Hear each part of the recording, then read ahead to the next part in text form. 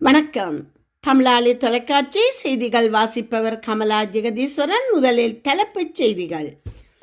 பாடசாலை விடுமுறை தொடர்பில் வெளியான அறிவிப்பு. மீண்டும் உச்சத்தை நோக்கி தங்கத்தின் விலை. இலங்கையில் நகை வாங்க உள்ளவர்களுக்கான தகவல். நேட்டோவுக்கு ட்ரம்ப் கடும் எச்சரிக்கை. இன்றும் எச்சரிக்கை மட்டத்தில் வெப்பநிலை. அவதானமாக செயற்படுமாறு பொதுமக்களுக்கு அறிவுறுத்தல். பிரான்சில் சாதனை படைத்த 18 வயது இலங்கை வம்சாவளி இளைஞன். திருமண நிகழ்ச்சியில் ட்ரோன் தாக்குதல், 30 பேர் பலி. சீனாவில் அரிய வகை புதிய தங்க நிற குரங்கு குட்டிகள். எப்ஸ்டீன் விவகாரத்தில் மெலனியா ட்ரம்ப் அதிரடி விளக்கம். கனடாவில் துப்பாக்கிச் சூடு, ஒருவர் பலி.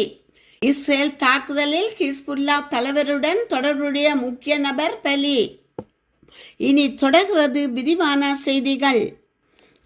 அரச மற்றும் அரச அனுமதியின் கீழ் இயங்கும் தனியார் பாடசாலைகளுக்கான முதலாம் தவணையின் 2ஆம் கட்ட கற்றல் செயல்பாடுகள் இன்றுடன் நிறைவடைந்ததாக கல்வி அமைச்சு அறிவித்துள்ளது. அதற்கமைய பாடசாலைகளுக்கு நாளை முதல் எதிர்வரும் 19ஆம் தேதி வரையில் விடுமுறை வழங்கப்பட்டுள்ளது. இந்நிலையில் பாடசாலைகளுக்கான 2ஆம் தவணைக்கான கற்றல் செயல்பாடுகள் எதிர்வரும் 20ஆம் தேதி ஆரம்பமாக உள்ளது. அவ்வாறு ஆரம்பிக்கப்படும் 2ஆம் தவணைக்கான கற்றல் செயல்பாடுகள் 24/7/2026 வரை நடைபெறும் என கல்வி அமைச்சு குறிப்பிட்டுள்ளது. இலங்கையின் உள்நாட்டு சந்தையில் தங்கத்தின் விலை இன்று நேற்றைய விலையில் விற்பனை செய்யப்படுவதாக அகில இலங்கை நகையக வியாபாரிகள் சங்கம் தெரிவித்துள்ளது. அதன்படி 24 கரட் தங்க பவுனொன்று 4 லட்சம் ரூபாவாக விற்பனை செய்யப்படுகிறது. 22 கரட் தங்க பவுனொன்று 3,68,000 ரூபாவாக விற்பனை செய்யப்படுகிறது. இதன்படி 24 கரட் தங்கத்தின் 1 கிராமின் விலை 5 லட்சம் ரூபாவாகவும் 22 கரட் தங்கத்தின் 1 கிராம் விலை 4,06,000 ரூபாவாகவும் விற்பனை செய்யப்படுகிறது. உலக சந்தையில் தங்கத்தின் விலை இன்று பாரிய அதிகரிப்பை பதிவு செய்துள்ளதாக தகவல்கள் தெரிவிக்கின்றன. அதன்படி தங்கம் 1 அவுன்ஸ் 4,776.9 டாலராக விற்பனை செய்யப்படுகிறது. இதேவேளை நேற்றைய தினம் 1 அவுன்ஸ் தங்கத்தின் விலை 4,721.52 அமெரிக்க டாலராக காணப்பட்டிருந்தது. இதேவேளை வெள்ளி 1 அவுன்ஸ் 75.36 டாலராக விற்பனை செய்யப்படுகிறது. சர்வதேச சந்தையில் ஏற்பட்டுள்ள இந்த திடீர் விலை உயர்வினை தொடர்ந்து உள்நாட்டு சந்தையிலும் இன்று தங்கத்தின் விலை குறிப்பிடத்தக்க அளவு அதிகரிக்கக்கூடும் என பொருளாதார நிபுணர்கள் எதிர்வு கூறியுள்ளனர். குறிப்பாக ஆபரணத்தின் தங்கத்தின் விலை மற்றும் 24 கரட் தங்கத்தின் விலைகளில் பெரும் மாற்றங்கள் ஏற்பட வாய்ப்புள்ளதாக கூறப்படுகிறது. ஈரான் போர் மற்றும் ஹோர்மோஸ் நீரிணை பாதுகாப்பு தொடர்பாக அமெரிக்கா ஜனாதிபதி டொனால்ட் ட்ரம்ப் மற்றும் நேட்டோ பொதுச் செயலாளர் மார்க் ரூட்டோ ஆகியோர் வாஷிங்டனில் சந்தித்து பேசியுள்ளனர். இந்த சந்திப்பின் போது ஹோர்மோஸ் நீரிணையில் கப்பல் போக்குவரத்தை உறுதி செய்ய நேட்டோ உறுப்பு நாடுகள் அடுத்த சில நாட்களில் உறுதியான வாக்குறுதிகளையும் பங்களிப்பையும் வழங்க வேண்டுமென்று ட்ரம்ப் வலியுறுத்தியுள்ளார்.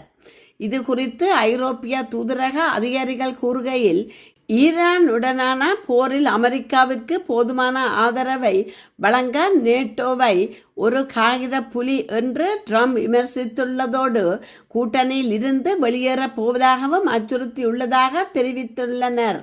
நேட்டோ நாடுகள் அமெரிக்காவின் பாதுகாப்பை மட்டும் நம்பியிருப்பதாகவும் ஆனால் இக்கட்டான சூழலில் உதவ முன்வருவதில்லை என்பதும் ட்ரம்பின் முக்கிய குற்றச்சாட்டாக உள்ளது. ட்ரம்ப் உடனான சந்திப்புக்கு பிறகு பேசிய மார்க் ரூட்டே பல நேட்டோ நட்பு நாடுகள் மீது ஜனாதிபதி ட்ரம்ப் அதிருப்தியில் இருப்பதை நியாயப்படுத்தினர். இதற்கிடையில் ஹோர்மோஸ் நீரிணையை மீண்டும் திறப்பதற்கான இராணுவ மற்றும் ராஜதந்திர திட்டங்களை உருவாக்க பிரித்தானியா தலைமையில் சுமார் 40 நாடுகள் கொண்ட குழு முயற்சி செய்து வருகிறது. சுமார் 15 நாடுகள் கப்பல் போக்குவரத்தை எளிதாக்க திட்டமிட்டு வருவதாக பிரான்ஸ் ஜனாதிபதி இமானுவேல் மேக்ரோன் தெரிவித்துள்ளார். இருப்பினும் ஹோர்மோஸ் நீரிணையை பயன்படுத்த ஈரான் சுங்க கட்டணம் வசூலிக்க விரும்புவதை பிரித்தானியாவும் இத்தாலியும் ஏற்க மறுத்துள்ளன. அமெரிக்கா ஈரான் இடையே நிரந்தர அமைதி ஒப்பந்தம் ஏற்படும் வரை ஹோர்மோஸ் நீரிணையை முழுமையாக திறப்பது கடினம் என தெரிகிறது. இந்த சூழல் நேட்டோ நாடுகளிடையே மிகுந்த கவலையை ஏற்படுத்தியுள்ளது. நாடு முழுவதும் பல பகுதிகளில் நிலவும் உயர் வெப்பநிலை குறித்து எச்சரிக்கை விடுக்கப்பட்டுள்ளது. இன்று சூரியன் வடதிசை நோக்கி நகர்ந்து 12-11 மணியளவில் பல பகுதிகளில் சூரியன் மிக நெருக்கமாக உச்சம் கொடுக்கும் என எதிர்பார்க்கப்படுகிறது. கல்கமுவா, சிகிரியா, பலகஸ்தமானா மற்றும் மாங்கேணி ஆகிய பிரதேசங்களுக்கு மேலே சூரியன் உச்சம் கொடுக்கும் என திணைக்களம் குறிப்பிட்டுள்ளது. எனவே மனித உடலால் உணரப்படும் வெப்பநிலையானது இன்றைய தினமும் எச்சரிக்கை மட்டத்தில் நிலவக்கூடும் என வளிமண்டலவியல் திணைக்களம் விடுத்துள்ள அறிக்கையில் தெரிவிக்கப்பட்டுள்ளது.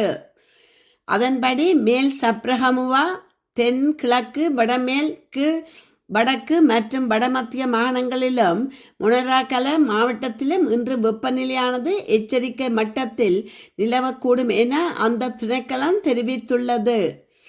இன்று பிற்பகல் 2 மணிக்கு பிறகு மேற்கு சப்ரகமுவா, தெற்கு மற்றும் உவா மாகாணங்களிலும் கண்டி மற்றும் வெரலியா மாவட்டங்களிலும் சில இடங்களில் மழை அல்லது இடியுடன் கூடிய மழை பெய்யக்கூடும் என வானிலை ஆய்வுத்துறை தெரிவித்துள்ளது.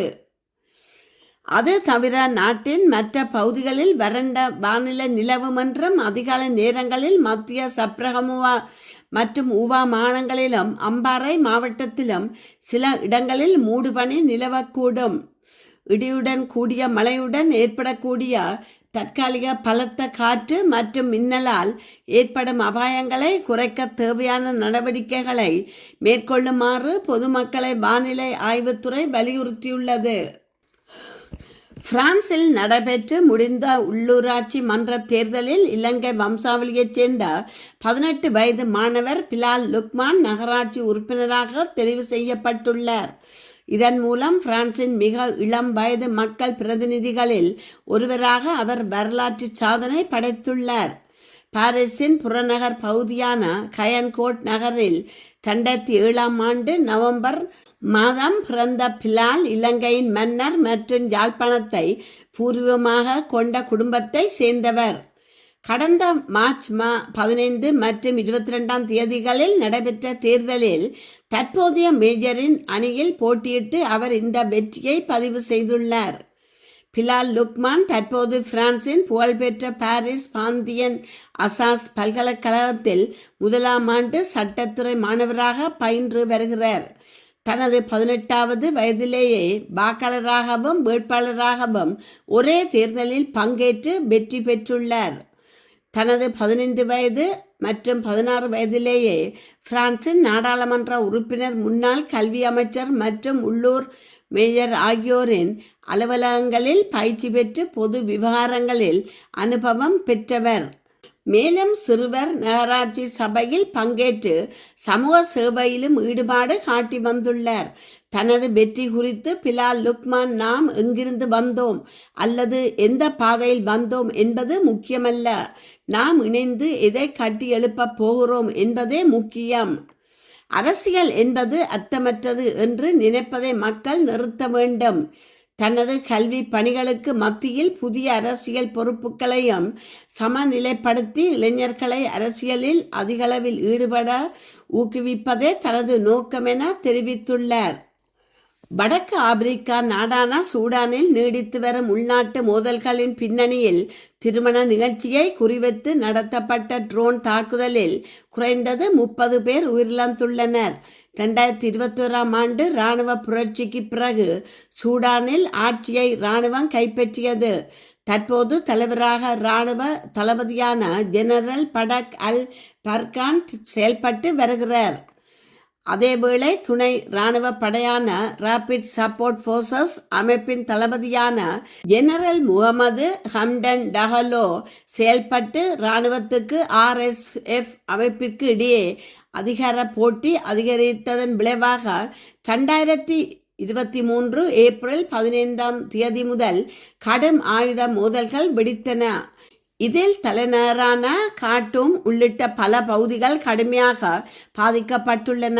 கடந்த மார்ச் மாதம் RSF கட்டுப்பாட்டில் இருந்த கார்ட்டூமை இராணுவம் மீண்டும் கைப்பற்றியதாக தகவல்கள் வெளியாகின. இந்த மோதல்கள் தொடர்ந்து நீடித்து வருவதால் பொதுமக்கள் கடுமையாக பாதிக்கப்பட்டுள்ளனர். இதுவரை 40,000க்கு மேற்பட்டோர் உயிரிழந்துள்ளதாக மதிப்பிடப்படுகிறது.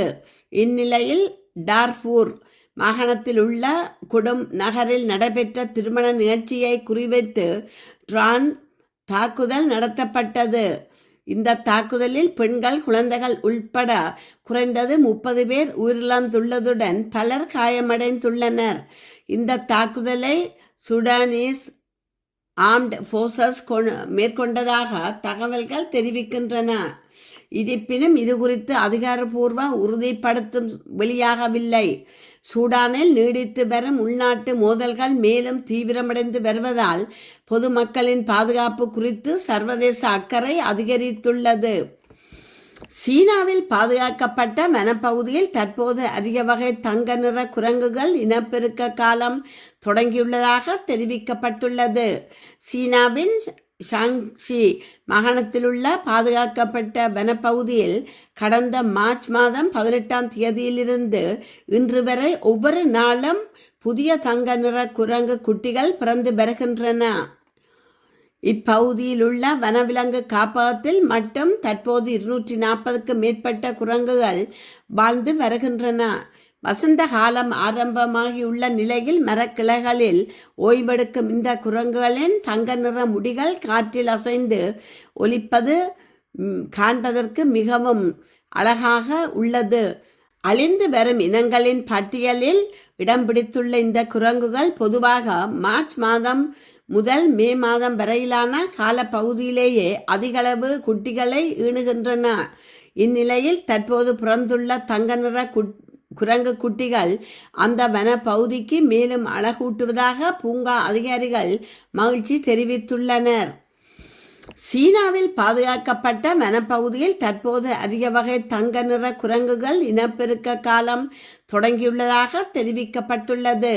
சீனாவின் ஷாங்ஷி மாகாணத்திலுள்ள பாதுகாக்கப்பட்ட வனப்பகுதியில் கடந்த மார்ச் மாதம் 18 இன்று வரை ஒவ்வொரு நாளும் புதிய தங்க நிற குரங்கு குட்டிகள் பிறந்து வருகின்றன. இப்பகுதியில் உள்ள வனவிலங்கு காப்பகத்தில் மட்டும் தற்போது 240க்கு மேற்பட்ட குரங்குகள் வாழ்ந்து வருகின்றன. வசந்த காலம் ஆரம்பமாகியுள்ள நிலையில் மரக்கிளைகளில் ஓய்வெடுக்கும் இந்த குரங்குகளின் தங்க நிற முடிகள் காற்றில் அசைந்து ஒலிப்பது காண்பதற்கு மிகவும் அழகாக உள்ளது. அழிந்து வரும் இனங்களின் பட்டியலில் இடம் பிடித்துள்ள இந்த குரங்குகள் பொதுவாக மார்ச் மாதம் முதல் மே மாதம் வரையிலான காலப்பகுதியிலேயே அதிகளவு குட்டிகளை ஈணுகின்றன. இந்நிலையில் தற்போது பிறந்துள்ள தங்க நிற குரங்கு குட்டிகள் அந்த வன பகுதிக்கு மேலும் அழகூட்டுவதாக பூங்கா அதிகாரிகள் மகிழ்ச்சி தெரிவித்துள்ளனர். மறைந்த நிதியாளரும் பாலியல் குற்றவாளியுமான ஜெஃப்ரி எப்ஸ்டீனுடன் தமக்கு தொடர்பு இருப்பதாக கூறப்படும் குற்றச்சாட்டுக்களை அமெரிக்கா முதல் பெண்மணி மெலனியா ட்ரம்ப் திட்டவட்டமாக மறுத்துள்ளார். வெள்ளை மாளிகையில் நேற்று உரையாற்றிய அவர் எப்ஸ்டீன் அல்லது அவரது உதவியாளர் கிஸ்லைன் மேக்ஸ்வெல்லுடன் தனக்கு ஒருபோதும் நட்பு இருந்ததில்லை என்றும் இது தொடர்பான பொய்கள் இன்றுடன் முடிவுக்கு வர வேண்டும் என்றும் தெரிவித்தார். நியூயார்க் நகரின் சமூக சூழலில் ஒரே மாதிரியான விருந்துகளுக்கு தானும் தனது கணவர் டொனால்ட் ட்ரம்ப் அழைக்கப்பட்டிருக்கலாம் என்றும், ஆனால் அது எப்ஸ்டீனுடன் தமக்கு தொடர்பு இருப்பதை குறிக்காது என்றும் அவர் விளக்கமளித்துள்ளார். 2022 மெலனியா மேக்ஸ்வில்லுக்கு அனுப்பிய மின்னஞ்சல் ஒன்றை கொண்டு இக்குற்றச்சாட்டுகள் முன்வைக்கப்பட்ட நிலையில் நான் எக்ஸ்ட்ரீனின் பாதிக்கப்பட்ட நபர் அல்ல என அவர் தெளிவுபடுத்தினார். மேலும் எக்ஸ்ட்ரீனால் பாதிக்கப்பட்ட பெண்களுக்கு பகிரங்க விசாரணை நடத்தப்பட வேண்டும் எனவும் அவர் வலியுறுத்தியுள்ளதாக ராய்ட்டர்ஸ் செய்தி வெளியிட்டுள்ளது. லெபனானின் தலைநகர் பெய்ரூட் நகரின் நேற்றிரவு இஸ்ரேல் மேற்கொண்ட தாக்குதலில் ஹிஸ்புல்லா தலைவர் நஜீம் காஸ்மின் தனி செயலாளரும் மருமகனுமான அலி யூசுப் ஹர்ஷி உயிரிழந்துள்ளதாக சர்வதேச ஊடகங்கள் தெரிவிக்கின்றன. அலி யூசுப் ஹர்ஷி ஹிஸ்புல்லா அமைப்பின் தலைவர் அலுவலகத்தின் நிர்வாக மற்றும் பாதுகாப்பு நடவடிக்கைகளில் முக்கிய பங்காற்றியவர். மேலும் காஸ்மின் நெருங்கிய உதவியாளரும் தனிப்பட்ட ஆலோசகராகவும் செயல்பட்டு வந்ததாக கூறப்படுகிறது. இதேவேளை பெய்ரூட் மற்றும் அதன் சுற்றுலா வட்டாரங்களில் உள்ள ஹிஸ்புல்லா அமைப்பின் உட்கட்டமைப்புகளை குறிவைத்து தொடர்ச்சியான தாக்குதல்கள் நடைபெற்று வருகின்றன. தெற்கு லெபனானில் உள்ள ஆயுத கிடங்குகள், ஏவுதளங்கள் மற்றும் கட்டுப்பாட்டு மையங்கள் உள்ளிட்ட குறைந்தது 10 இடங்கள் மீது இஸ்ரேல் இராணுவம் தாக்குதல் நடத்தியுள்ளதாக தெரிவிக்கப்படுகிறது. மேலும் ஈரான் மீது அமெரிக்கா மற்றும் இஸ்ரேல் இணைந்து கடந்த பிப்ரவரி 28 வான்வெளி தாக்குதல் மேற்கொண்டதை தொடர்ந்து மேற்காசிய பிராந்தியத்தில் பதற்றம் அதிகரித்துள்ளது. இந்நிலையில் ஈரான் மற்றும் அமெரிக்கா ஆகிய நாடுகளுக்கிடையே 2 வார காலத்திற்கு போர் நிறுத்த ஒப்பந்தம் ஏற்பட்டுள்ளதாக தகவல்கள் வெளியாகியுள்ளன. அமெரிக்க ஜனாதிபதி டொனால்ட் ட்ரம்ப் எடுத்துள்ள இந்த முடிவை இஸ்ரேல் அரசு வரவேற்றுள்ளது. இருப்பினும் இந்த போர் நிறுத்த ஒப்பந்தத்தில் லெபனான் சேர்க்கப்படவில்லை என்று தெரிவிக்கப்பட்டுள்ளது. இதனால் லெபனானில் உள்ள ஹிஸ்புல்லா அமைப்புக்கு எதிரான இராணுவ நடவடிக்கைகள் தொடரும் எனவும் இஸ்ரேலின் நடவடிக்கைகளுக்கு அமெரிக்கா ஆதரவு வழங்கி வருவதாகவும் தகவல்கள் தெரிவிக்கின்றன. தெற்காசியாவில் பதற்ற நிலை மேலும் தீவிரமடைந்துள்ள நிலையில் ஹிஸ்புல்லா அமைப்பின் தலைவருடன் தொடர்புடைய முக்கிய நபர் ஒருவர் இஸ்ரேல் தாக்குதலில் உயிரிழந்துள்ளமை போர் பதற்றத்தை அதிகரித்துள்ளது. அமெரிக்காவின் ட்ரம்ப் நிர்வாகத்திற்கும் ஈரானுக்கும் இடையே ஏற்பட்டுள்ள தற்காலிக போர் நிறுத்த ஒப்பந்தத்தில் லெபனானையும் ஒரு அங்கமாக சேர்க்க வேண்டும் என்று கனடா அரசு தீவிரமாக வலியுறுத்தி வருகிறது. இந்த ஒப்பந்தத்தை இஸ்ரேல் மதிக்க வேண்டும் எனவும் லெபனான் மீதான தாக்குதல்களை நிறுத்த வேண்டும் எனவும் பிரதமர் மார்கானி தலைமையிலான லிபரல் அரசு அழுத்தம் கொடுத்து வருவதாக கனடிய ஊடகங்கள் செய்தி வெளியிட்டுள்ளன. லெபனானுக்காக குரல் கொடுக்கும் பல நாடுகளில் கனடாவும் ஒன்று. இந்த விவகாரம் இறுதியில் அதிபர் ட்ரம்ப் இஸ்ரேலுக்கு வழங்கும் அனுமதியை பொறுத்தே அமையும் என கனடிய அரசின் மூத்த அதிகாரி ஒருவர் தெரிவித்துள்ளார். ஈரானுடன் எட்டப்பட்ட இந்த ஒப்பந்தத்தில் லெபனான் சேர்க்கப்பட்டுள்ளதா என்பதில் இன்னும் குழப்பம் நீடிக்கிறது. ஒப்பந்தத்தை முன்னின்று நடத்திய பாகிஸ்தான் லெபனான் இதில் உள்படும் என்று கூறினாலும் அமெரிக்காவும் இஸ்ரேலும் இதனை மறுத்து வருகின்றனர். போர் நிறுத்தம் என்பது லெபனானையும் உள்ளடக்கியதாக இருக்க வேண்டும் என்பதே எங்களின் புரிதல். அதுவே களத்தில் யதார்த்தமாக இருக்க வேண்டும் என பிரதமர் மார்கானி மீண்டும் வலியுறுத்தினார். மேலும் ஹெஸ்புல்லா அமைப்பினர் கட்டுப்படுத்தப்பட வேண்டும் என்றும் லெபனானின் இறையாண்மையை இஸ்ரேல் மதிக்க வேண்டும் என்றும் அவர் கேட்டுக்கொண்டார்.